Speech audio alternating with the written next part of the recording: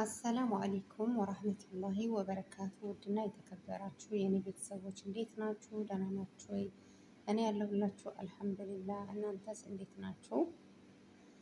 ባለፈው በሰራሁት ቪዲዮ ሁላችሁም እንደወደዳችሁት ተስፋ አደርጋለሁኝ። እንደወደዳችሁትም ደግሞ በሰጣችሁኝ አስተያየት አይቻለሁኝ እና ሁላችሁም ወዳችሁታል። ሁላችሁም ደግሞ በግልጽ የራሳችሁን ሀሳብ የሚሰማችሁ ስሜት በግልጽ ስላካፈላችሁኝ ከልብ አመሰግናለሁ። ውድ የኔ ቤተሰቦች፣ ውድ የስደት ጀግና እናቶች፣ ውድ እህቶቼ አመሰግናለሁኝ። ዛሬም ደግሞ አንድ ለእኛ ለስደተኞች እናቶች ያጠነክረናል ብዬ ያሰብኩትን ጥቅስ ይዤላችሁ መጥቻለሁኝ።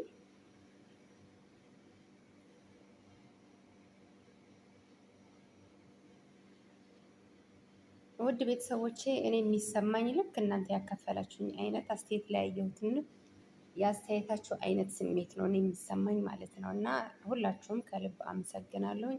ኢንሻላ ከዛሬ በኋላ እንደዚህ አንዳንድ ጥቅሶች እኔ አሪፍ ናቸው ብርታት ይሆኑናል ብዬ ያሰብኩትን ጥቅሶች አቀርብላችኋለሁኝ። እናንተም እንደወደዳችሁት እና ጥሩ እንደሆነ አስተያየታችሁ ትነግሩኛላችሁ ማለት ነው። ውድ እህቶቼ ለዛሬ ይዤላችሁ የመጣሁት ጥቅስ ምን ይላል መሰላችሁ? ጠንካራ እናት ማለት የማታለቅስ ሳይሆን እንባዋን አብሳ ለልጆቿ ፈገግታ የምትሆን ጀግና እናት ናት። እህቶቼ ይህ ጥቅስ ያው የሚያመለክተው ሁላችሁም ግልጽ ይሆንላችኋል ብዬ አስባለሁ። እኔ ስለወደድኩት እና ብርታት ይሆናል ብዬ ስላሰብኩት ነው። ስደት ዓለም ላይ ስንኖር ብዙ ነገር ይገጥመናል። ዋጥ አድርገን እንባችን ጥቅሱ እንደሚያወራውም እንባችንን ስሜታችንን ዋጥ አድርገን ለልጆቻችን ለቤተሰቦች ልጅ ያለ ለልጆቻችንም ለቤተሰቦቻችንም ልጆች ለሌሉም ደግሞ ለቤተሰባችንም ለነገ ህልማችን ብለን ዋጥ እናደርጋለን ማለት ነው።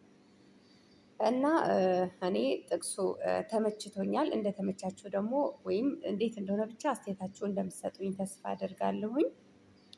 እህቶቼ ያው እኔ ከራሴ የምመክራችሁ ስራ ቢበዛብንም ቤተሰብ ቢናፍቅንም ልጆቻችን ቢናፍቁንም ራሳችንን አንርሳ።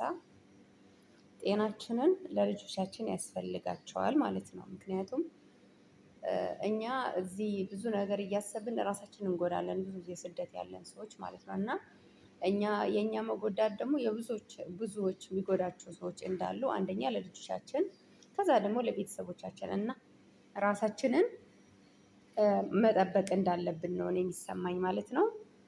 እና ውድ እህቶቼ ዛሬ ያመጣሁት ቪዲዮ ይህ ይመስል ነበረ። ቪዲዮውን ከወደዳችሁት ላይክ አድርጉ፣ ለሌሎች ስደተኛ እናቶች ሼር አድርጉላቸው። በሚቀጥለው ቪዲዮ እስከምንገናኝ በሰላም ቆዩልኝ። አመሰግናለሁኝ። አስተያየታቸው አይለየኝ።